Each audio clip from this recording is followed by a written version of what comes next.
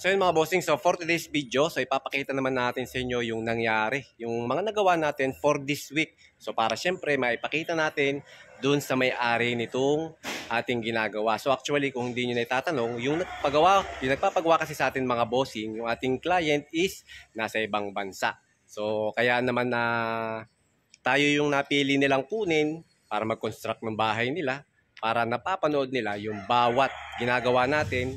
At kung nasusunod ba natin yung mga materialis na binibili at kung nagagawa ba natin ng tama yung ating mga bawat scope of works at syempre kung nasa ayos ba lahat, no? And then hopefully, ayan, masaya naman sila Sir Angel at saka sila Mami Scarlett. Ayan, ingat po kayo palagi dyan at happy watching po palagi. Ayan.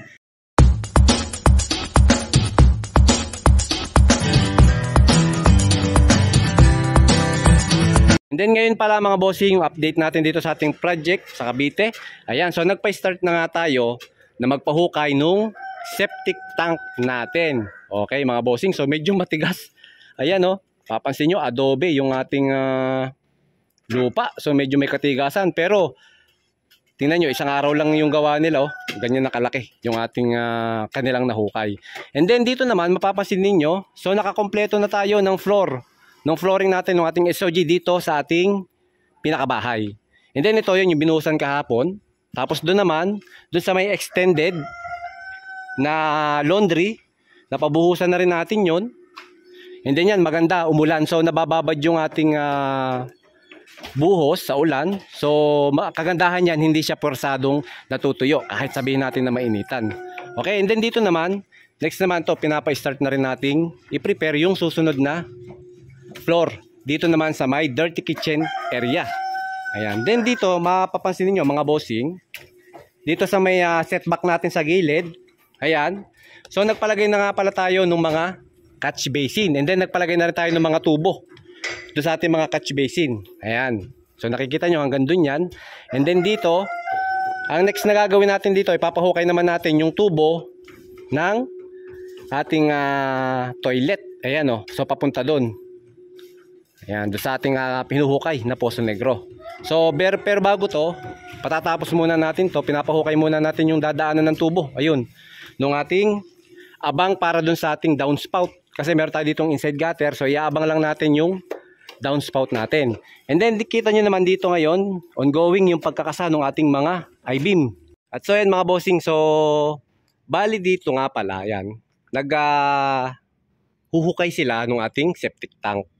Ayan, so bali yung septic tank natin is naandito sa may part nung garahe. And then, actually yung position nito is naandun malapit sa pader. Kaso nga lang, inilayo ko, nirevise ko na yung sukat nito kasi malapit na sa foundation nung ating mga columns. And then, syempre, mas malalim yung hukay ng septic tank kaysa dun sa ating mga columns. So, kaya much better i-put natin. So, para hindi magkaroon ng problema once na hukay na natin yung septic tank. And then yung size nga pala ng septic tank natin mga bossing is 1.5 meters yung lapad, 3 meters yung haba, and then 2 meters naman yung height niya. And then meron tayo ditong 3 chambers. So yung magpapagawa, yung mga gustong magpagawa ng Poso Negro, kung gusto nyo magkaroon ng mga outlet papunta dun sa ating mga kanal or drainage, siguraduhin nyo na eksakto or tama yung design ng mga septic tank natin. Make sure na nasusunod yung bawat details. Kasi kinakailangan bago tayo maglabas ng tubig doon sa ating mga kanal ay kinakailangan malinis na. So kaya kinakailangan to ng maayos at tamang design at sukat ng ating mga septic tank mga bossing, no? So alam nyo naman, bawal kasi basta-basta maglabas ng tubig na galing sa septic tank. Lalong-lalo na kung one chamber lang, syempre madumi yun mga bossing, no? Kaya nagkakaroon tayo ng pollution. O yun, yung ating sa septic tank. Yan, actually medyo nahihirapan nga sila dito kasi yung lupa, adobe, ayun, no? Kitang-kita naman yung kita nyo yung itsura ng lupa, ang tigas. And then kaya sabi ko sa kanila, wag nilang puwersahin yung paghuhukay kasi alam ko naman na napakahirap maghukay. Yan. And then dito naman, ito pasensya na kayo mga boss, medyo makalat pa yung site natin ngayon, pero bago matapos tong araw na to, tong Saturday, papalinis ko yan. And then para pagbalik natin next Monday o next week, malinis na ulit yung ating site. So ngayon kasi Hindi pa ako nagpapalinis kasi ayan, nagtatambak kasi ng lupa, pabalik-balik. So gusto ko kasi pag nagpalinis, every Saturday ang linis ng site natin. Ang pinapalinis ko lang araw-araw is yung mga halo para hindi tayo magkaroon ng mga loose concrete dun sa ating mga floor or kahit saan. Ayan mga bossing. And then dito, kita nyo yan, nakapag kasan na nga tayo ng mga beams natin. Ayan, paikot. Yan. So I-beam din yung ginamit natin para doon sa ating mga beams. Ayan. So bali yung gitna na lang ang kulang ng ating mga beams. Ayan. Ito yung sabi ko sa inyo, mababa tong part na to kasi meron tayo ditong roof deck sa may garahe. So meron tayong slab dyan. Ito naman mga beams sa gitna. Ayan. Inuuna ko lang yung mga tabi kasi bago kami nagkakasa ng beams, pinado-double check ko yung mga columns kung nasa hulog ba talaga, para makasigurado ako na hindi kami magkakaroon ng problema. And then dito naman sa may part na to, sa may hallway, ito nga sa may setback natin, sa gilid. And then yan, nagpagawa na ako dito ng mga catch basin. Ayan mga bossing. Nagpagawa na tayo ng mga catch basin. Yan, may tatlo tayong catch basin. Dito papatake yung tubig from downspout sa mga gutter natin. And then, yung ating, yung downspout pa rin galing dun sa may porch, sa may open area. Yung may tubig na yon, dito siya pupunta. And then yung lahat ng mga downspout natin dyan, babagsak. And then yan na rin yung magsisilbing floor drain. Pero hindi na tayo magagawa ng floor drain dito kasi ginawa ko ng naka-slope yung flooring.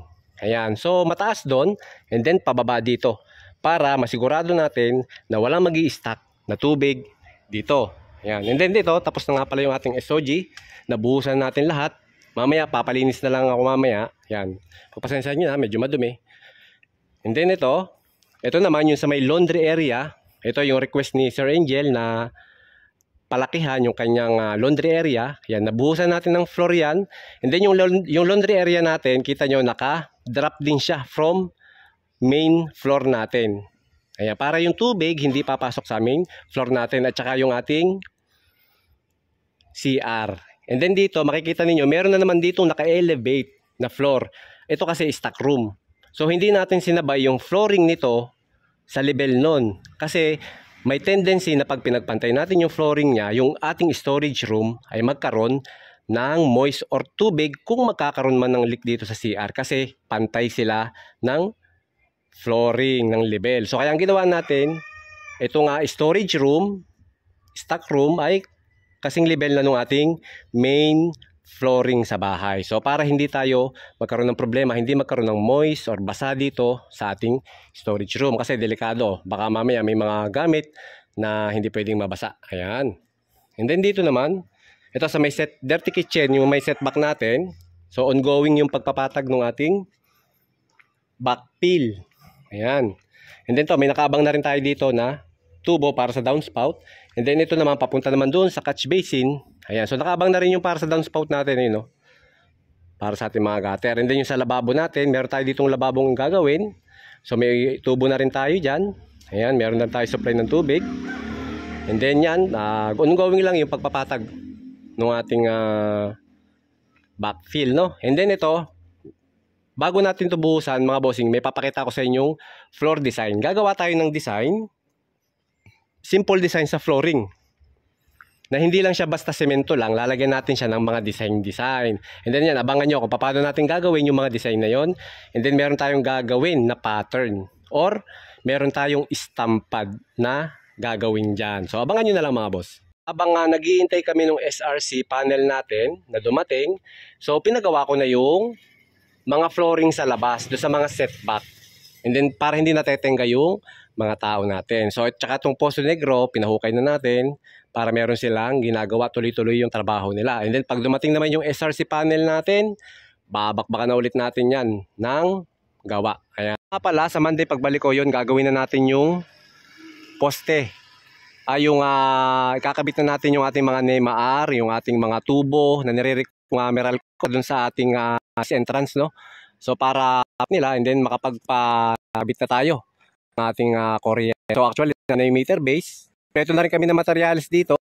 Ang comment yung landing rod, yung galban na kasing hanap. So hahanap pa yung pipe na ilalagay dun Sa ibabaw, bawal na kasi yung mga bakal na ilagay dun sa ibabaw, yung pag pinagkakapitan ng kuryente. So ay bolt ang pinalalagay sa atin, mas maganda, tapos red.